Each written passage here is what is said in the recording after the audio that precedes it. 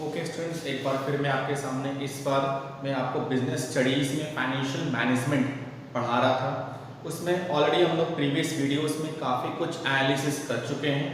आज एक और इम्पॉर्टेंट टॉपिक फाइनेंशियल मैनेजमेंट में लेकर चलते हैं, और जो आप देख रहे हैं बोर्ड पे लिखा हुआ है कैपिटल स्ट्रक्चर, इसके बारे में पहले भी हम लोग कंसिडर कर चुके हैं, कुछ नॉलेज मैं आपको दे चुका हूँ। Again, capital structure. Structure is of what? Structure is of capital. Capital it means whatever amount you want to invest in business. जो आप बिजनेस में इन्वेस्ट करना चाहते हैं उसका स्ट्रक्चर क्या होगा? स्ट्रक्चर का मतलब वो पैसा किस सोर्स से बिजनेस में आएगा। सोर्स दो होते हैं, एक आप देख सकते हैं डेब्ट और एक देख सकते हैं इक्विटी।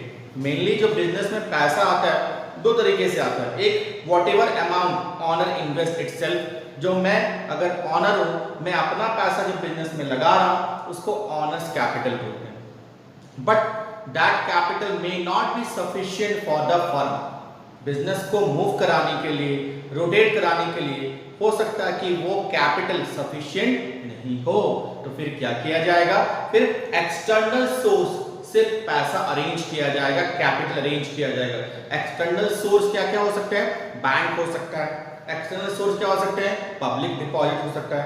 एक्सटर्नल सोर्स क्या हो सकते हैं? डिबेंचर हो सकता है। There are number of external ways from where capital can be borrowed. उसको बोरोड कैपिटल भी बोलते हैं। वो एक तरह का डेब्ट होता है, कर्ज होता है, जिसको आपको स्पेसिफिक पीरियड ऑफ टाइम के बाद रीपेमेंट करना होता है।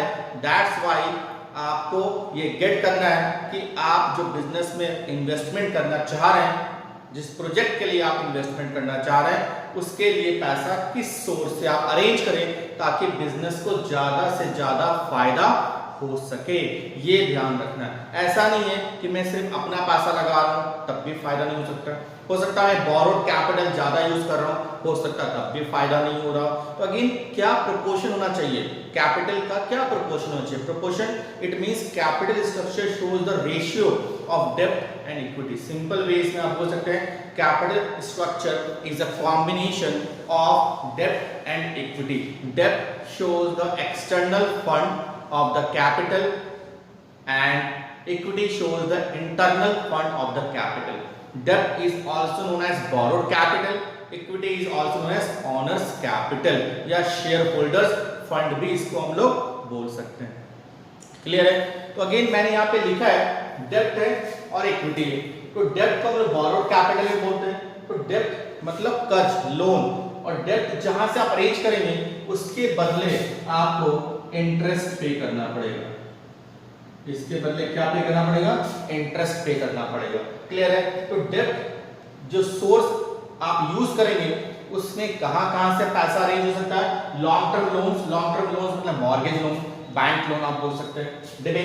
डिबेंचर कंपनी इशू करती है। डिबेंचर जो है पब्लिक के थ्रू पैसा रेज किया जाता है। और एक और बोल सकते हैं public deposit. All this sources come under the डेब्ट। और डेब्ट जो बोरोड कैपिटल होता है वो एक्सटर्नल फंड होता है, और इसको स्पेसिफिक पीरियड के बाद रीपेमेंट करना पड़ता है विद इंटरेस्ट। क्लियर है? कोई डाउट? Next equity. इक्विटी जो होता है उसको हम लोग ऑनर्स फंड बोलते हैं। ऑनर्स मतलब जो ऑनर बिजनेस में इन्वेस्टमेंट कर रहा है, जो बिजनेस को स्टैब्लिश कर रहा है, जो बिजनेस को स्टार्ट कर रहा है, उसका जो पैसा बिजनेस में लगा हुआ उसको ऑनर्स फंड बोलते हैं। और ऑनर्स फंड इंटरनल फंड होता है, क्योंकि owner is internal person for the firm or the organization, that's why it is known as internal fund. And owners fund के बदले owners जो पैसा लगा रहे हैं वो क्या लेंगे? प्रॉफिट में हिस्सा लेंगे। तो part of profit which the owner will take, part of profit which owner will take for their investment is known as dividend. उसको हम लोग डिविडेंड बोलते हैं। जो पैसा बिजनेस में ऑनर लगाएगा उसके बदले जो उसको प्रॉफिट में कॉम्बिनेशन दिया जाएगा, प्रॉफिट में कुछ पार्ट दिया जाएगा, उसको डिविडेंड बोला जाएगा। क्लियर है ना? ध्यान देना। फिर इसमें जो पैसा अरेंज होगा equity share, preferential mainly share है। आप देख सकते हैं शेयर, शेयर्स मतलब होता है हिस्सा, the part of company. It means मैं जितना इन्वेस्टमेंट करूंगा उतना हिस्सा, उतना पार्ट मेरी कंपनी का हो जाएगा और मैं उस कंपनी का उतने पार्ट का ऑनर बन जाऊंगा। क्लियर है? अगर फॉर एग्जांपल किसी कंपनी में 1 करोड़ ऑफ इन्वेस्टमेंट रिक्वायर्ड है और मैंने 10 लाख किया, इट मींस मैंने कितना इन्वेस्टमेंट किया 10% शेयर मेरे उस कंपनी का, मेरा कितना शेयर है 10%, इट मींस जितना प्रॉफिट होगा वो 10% किसका मेरा होगा। समझ लो। तो उसमें दो कैटेगरी होते हैं शेयर के, preference share, equity share, that you will get when you will go to the accounting part. Shares उसमें टॉपिक है आपको, तब उसमें ज्यादा समझा दूंगा प्रेफरेंस शेयर, इक्विटी शेयर। एक में मेनली आपको समझा दूं प्रेफरेंस एंड इक्विटी शेयर, दोनों दो कैटेगरी हैं शेयर्स के। Preference share has preferential rights, preferential rights, preference rights होता है उनको किस चीज में, जब रीपेमेंट होगा कैपिटल का और डिविडेंड का, तो पहले डिविडेंड इनको मिलेगा, और अगर कैपिटल रीपेमेंट का बात आएगा, पैसा वापस करेगी ना कंपनी, तो पहले किसको करेगी प्रेफरेंस शेयर। क्लियर है। तो preference share will get preferential right किसमें, डिविडेंड में और रीपेमेंट ऑफ कैपिटल में। क्लियर है ना। Equity shares are owner of the company, real owner यही होते हैं, ये रिस्क टेकर होते हैं। कंपनी में प्रॉफिट बचेगा तो इनको मिलेगा, कितना मिलेगा डिपेंड अपॉन द ऑर्गेनाइजेशन, मिल भी सकता है, नहीं मिल सकता है, ज्यादा मिल सकता है, कम मिल सकता है। तो ये आपके रियल रिस्क टेकर होते हैं। कंपनी के जितने भी डिसीजंस होते हैं, बोर्ड ऑफ डायरेक्टर्स मीटिंग्स होती हैं, उन सब में पार्टिसिपेट कौन करता है, इक्विटी शेयर। प्रेफरेंस शेयर नहीं करते, इक्विटी शेयर करते हैं। क्लियर ना। तो अगेन भले प्रेफरेंस शेयर को प्रेफरेंशियल राइट्स है, but equity share are the owner of the company. Clear है। Next retained earning. Retained earning क्या होता है, कंपनी का जो बचा हुआ प्रॉफिट है, बच गया, वो किसी को डिस्ट्रीब्यूट नहीं करना है, उसको रिटेन्ड अर्निंग बोलते हैं। और वो अर्निंग जो बचा हुआ है एक्चुअली वो किसका है, इक्विटी शेयर का, ये मालिक का, ये वो पैसा हम लोग फिर से क्या करते हैं, री इन्वेस्ट कर देते हैं। ठीक है। इक्विटी होल्डर्स जो इक्विटी शेयर होल्ड करेंगे उनको इक्विटी होल्डर्स बोलेंगे। वो प्रॉफिट नहीं लेकर उस पैसे को रिटेन करेंगे और उसको री इन्वेस्ट कर देंगे, उसी को रिटेन अर्निंग बोल सकते हैं। ये भी इंटरनल फंड कहलाता है। क्लियर है। तो इस तरह से इक्विटी और डेट ये कॉम्बिनेशन देखना है कि कितना होना चाहिए। जैसे कि for example 10 lakh 10 lakh of rupees required, capital total जो रिक्वायर्ड है वो कितना है 10 लाख। अब इसमें से देखना है कि डेट और इक्विटी का रेशियो कितना होगा, 2:3। 2:3 मतलब डेट कम इक्विटी ज्यादा, 3:2 डेट ज्यादा इक्विटी कम। समझे। तो ये प्रोपोर्शन डिपेंड करेगा कि कितना किसी फर्म में डेट होना चाहिए, इक्विटी होना चाहिए। ये डिपेंड करेगा डिफरेंट फैक्टर्स पे, और ये फैक्टर मैंने यहाँ पे लिखा है। Factors which will determine how much capital will be of debt and how much capital will be of equity is known as factors affecting capital structure. ये काफी important एग्जाम्स में आता है। What are the factors which will determine the proportion of debt and equity? तो ये factors है जो determine करेंगे कितना debt और कितना equity होना चाहिए। क्लियर है। यहाँ तक कोई डाउट, हम लोग फैक्टर्स में जाएंगे, कोई डाउट यहाँ तक मेरे से व्हाट्सएप से आप पूछ सकते हैं।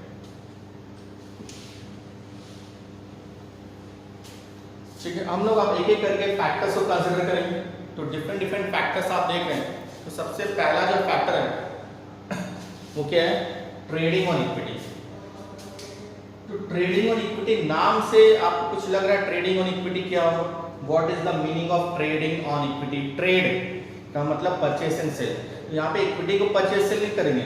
इक्विटी का ट्रेडिंग का मतलब क्या होता है कि इक्विटी होल्डर्स जो होते हैं उनको कितना रिटर्न मिलेगा। तो इक्विटी का रिटर्न जो होता है उसको हम बोलते हैं अर्निंग पर शेयर। इक्विटी का जो भी रिटर्न होगा उसको हम क्या बोलेंगे, अर्निंग पर शेयर। क्लियर है। कैसे होगा ये आपको पता है। कंपनी जो अर्न करती है, चीज बताऊं, कंपनी जो अर्न करती है प्रॉफिट, उसको ईबीआईटी बोलते हैं, earning before interest and tax. ठीक है। ये अर्निंग है before interest, I for interest, T for tax. Clear. अब इसमें से सबसे पहले कंपनी जो है इंटरेस्ट पे करती है। Interest on which debt. ये जो डेट हुआ होगा, डेट पे इंटरेस्ट पे होगा। तो जो भी अर्निंग होगा पहले इसमें से टैक्स से पहले इंटरेस्ट पे किया जाएगा। इंटरेस्ट पे करने के बाद what ever will left that is EBT. EBT का मतलब अर्निंग बिफोर टैक्स। क्लियर है। अब इसमें से माइनस करेंगे टैक्स। टैक्स जो देना है, देने के बाद जो बचेगा उसको अर्निंग आफ्टर इंटरेस्ट टैक्स बोलते हैं, EAIT, earning after interest and tax. Clear? अब ये जो आपके पास बच गया प्रॉफिट, ये किसका? इक्विटी का। इक्विटी मतलब शेयर होल्डर्स का, ऑनर्स का, और ऑनर्स को क्या मिलेगा? डिविडेंड। बट मैंने आपको बताया था कि पहले जो है जो भी प्रॉफिट बचता है किसको मिलेगा? Preference share holder. क्लियर है? तो इसमें से सबसे पहले हम लिखेंगे पीडी। डी का मतलब डिविडेंड को प्रेफरेंस शेयर, डिविडेंड को प्रेफरेंस शेयर ये दे दिया हमें। देने के बाद ये जो बचा इसको बोलेंगे earning after interest tax and PD, earning after interest tax and PD. ठीक है, ये आप नोट कीजिएगा, वर्किंग ऑब्जेक्टिव में भी आता है, earning after interest tax and PD. ये आपका बचा, जो बचा आपका, अब इसमें से ये पूरा का पूरा जो बचा किसका है? ये पूरा का पूरा इक्विटी का, इक्विटी शेयर होल्डर का, ये पूरा का पूरा प्रेफरेंस को मिल गया, डेट को मिल गया, इक्विटी का। तो इक्विटी का इट मींस इक्विटी को मिलेगा ना, लेकिन इक्विटी को हम लोग पूरा देंगे नहीं, इक्विटी को पूरा हम लोग देंगे नहीं। अब इसमें से जो बचता है, अब आपको ईपीएस निकालना है, तो ईपीएस का फॉर्मूला होता है earning after interest tax and PD divide by number of shares, number of shares. तो ये अगर 50,000 है और नंबर ऑफ शेयर 5,000 है, 5,000 कौन शेयर? इक्विटी। तो इससे पता चलेगा कितना ईपीएस आपको मिल रहा है। और ईपीएस जितना ज्यादा होगा, ईपीएस जितना बढ़ेगा, that is maximisation of wealth. और यही फर्म चाहती है, तो यही देखना है कि डेट और इक्विटी का जो रेशियो आप निकालेंगे उसमें किस रेशियो में, किस प्रोपोर्शन में ईपीएस बढ़ रहा है। जिस प्रोपोर्शन में ईपीएस बढ़ेगा उसी प्रोपोर्शन को हम लोग यूज करेंगे इसके लिए, कैपिटल स्ट्रक्चर के लिए। क्लियर है? समझ में आया? तो इतना आपको ये सब नोट कर लीजिएगा, ऑब्जेक्टिव वगैरह में आता है, फॉर्मूला वगैरह भी यूज करते हैं हम लोग, earning after interest tax and PD divide number of shares, EPS का फॉर्मूला। ठीक है, अब नेक्स्ट आपका इंटरेस्ट कवरेज रेशियो। तो इंटरेस्ट कवरेज रेशियो अगर मैं बात करूं तो इसको बोलते हैं ICR. First point clear? ICR का फॉर्मूला होता है, पहले फॉर्मूला बताओ। आईसीआर का मतलब होता है प्रॉफिट, ये हम लोग अर्निंग यूज कर रहे हैं, प्रॉफिट अर्निंग एक ही चीज है, earning after interest and tax, earning before interest and tax divide by interest on date.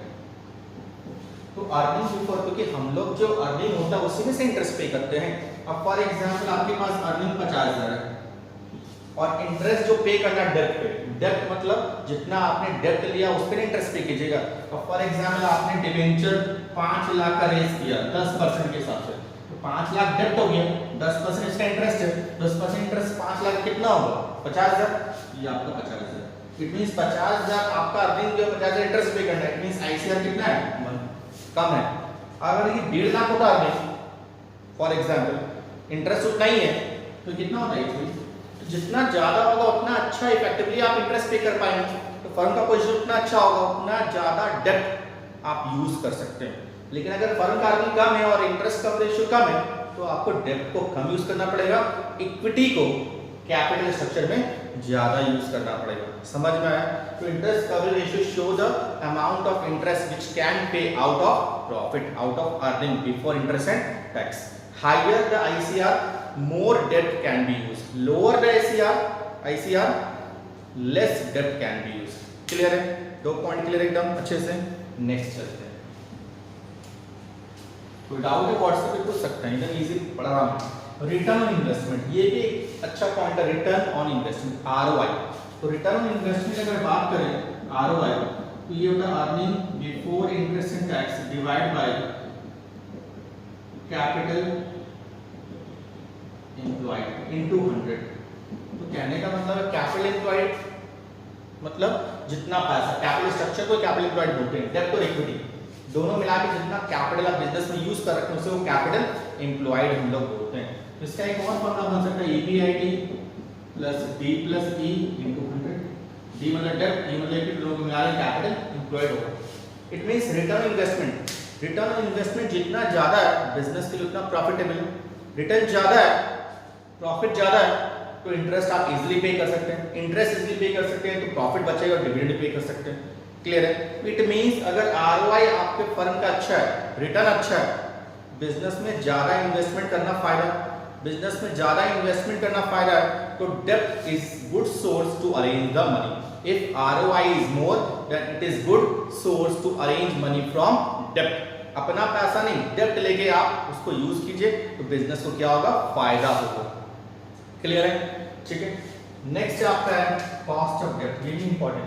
Cost of डेब्ट मतलब केडी। कॉस्ट ऑफ डेब्ट को हम केडी बोलते हैं फाइनेंशियल टर्म्स में। केडी, केडी का मतलब इंटरेस्ट का रेट। अब जैसे कि 10% आपका इंटरेस्ट का रेट है, केडी कितना हो गया, 10%। क्लियर? तो 10% मींस डेब्ट का रेट कितना है, 10% है। अब मैं एक चीज समझाता हूं कैसे इफेक्टिव है। मैंने आरओआई बताया, आरओआई रिटर्न 12% है और केडी जो है वो 10% है। केडी 10% है, आरओआई 12% है। सिंपल बता रहा हूं। तो आपके लिए, बिजनेस के लिए डेब्ट जो है आप ले रहे हैं 10% इंटरेस्ट पे और वो पैसा इन्वेस्ट करें 12% कमा रहे हैं, 2% आपको बच रहा है ना, तो बिजनेस में फायदा हो रहा है आपको, 1% नहीं बच रहा है ना, that is effective for business. मैं और 50 लाख का लोन ले लूंगा 10% पे और इसको फिर इन्वेस्ट कर दूंगा तो उससे 2% और आएगा ना मुझे, 12% आएगा, 2% बचेगा ना मुझे। तो अगेन हम लोग पैसे से पैसा अर्न कर रहे हैं, हम लोग बोरो किए उसको इन्वेस्ट कर दिए, 10% मुझे लग रहा है खर्च, 12% से अर्न कर रहा हूँ, 2% मेरे पास बच गया। समझ रहे बात? अगेन कॉस्ट ऑफ डेब्ट अगर कम है तो ज्यादा अच्छा है कि डेब्ट से यूज कीजिए पैसा, ज्यादा पैसा डेब्ट से यूज कीजिए, बिजनेस में लगाइए, उससे रिटर्न ज्यादा गेट कीजिए और आप बिजनेस को आगे बढ़ा सकते हैं। अपना पैसा लगा के नहीं, बिजनेस बैंक के पैसे से ही, बोरोड से ही मैं पैसे से पैसा अर्न कर रहा हूं, that is the financial management, that is effective financial management for any firm. Clear है? Any doubt? Next, flotation cost. ये नाम लगता है पहली बार आपने सुना होगा, मैंने पहले भी एक्सप्लेन किया है। फ्लोटेशन कॉस्ट मतलब हम लोग डेब्ट और इक्विटी रेज करते हैं। डेब्ट जैसे बैंक से लोन लेना है, डिबेंचर रेज करना है, इक्विटी रेज करना है, इक्विटी शेयर रेज करना लगता है। तो इस सब में एक तो इंटरेस्ट खर्चा, लेकिन इसके अलावा और भी खर्चा है, कमीशन है, ब्रोकरेज है, पेपर वर्क है, प्रिंटिंग वर्क है, नहीं ये सब ड्राफ्ट वगैरह, ये सब खर्च जो एक्स्ट्रा लगता है इसको रेज करने में, डेब्ट और इक्विटी को रेज करने में जो एक्स्ट्रा अमाउंट ऑफ एक्सपेंसेस लगता है in the form of commission, brokerage, printing, उसको फ्लोटेशन कॉस्ट बोलते हैं। ठीक है? अब फॉर एग्जांपल इसमें 2% है फ्लोटेशन कॉस्ट और इसमें 3% है, मतलब इसको रेज करने पे एक्स्ट्रा कॉस्ट 3% लग रहा है और इसको रेज करने 2%, तो ज्यादा अच्छा कौन सा? डेब्ट है। तो मैं चाहूंगा कि अगर 10 लाख मुझे अरेंज करना है कैपिटल, तो ज्यादा कौन सा रेज करें? डेब्ट से रेज करें, क्योंकि इसमें 2% खर्चा मेरा लग रहा है, 2% फ्लोटेशन कॉस्ट लग रहा है, इसमें 3% लग रहा है, तो एक्स्ट्रा बर्डन तो फर्म पे आएगा। तो अगेन मुझे ये शो करना पड़ेगा, flotation cost is a cost which is incurred in raising fund, debt or equity in the form of commission, brokerage or printing expenses. If flotation cost of debt is low, then more amount of debt can be used in the business. Clear है? कोई doubt? Next, tax rate. ये tax rate जो है काफी important. Tax rate कहने का मतलब कि टैक्स जो आप पे करते हैं, तो टैक्स हम लोग किस पे करते हैं? एक तो इनकम पे करते हैं, दूसरा जो हम लोग डेब्ट डिविडेंड पे करते हैं उसको भी टैक्स और डिविडेंड भी होता है। तो ये सब टैक्स आपको इवैल्यूएट करना पड़ता है।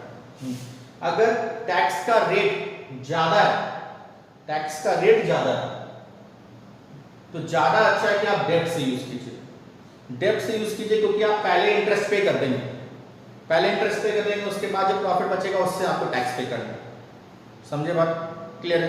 तो again if the rate of tax कौन सा? कॉर्पोरेट टैक्स अगर ज्यादा है तो डेब्ट is good source for raising fund and equity is less good.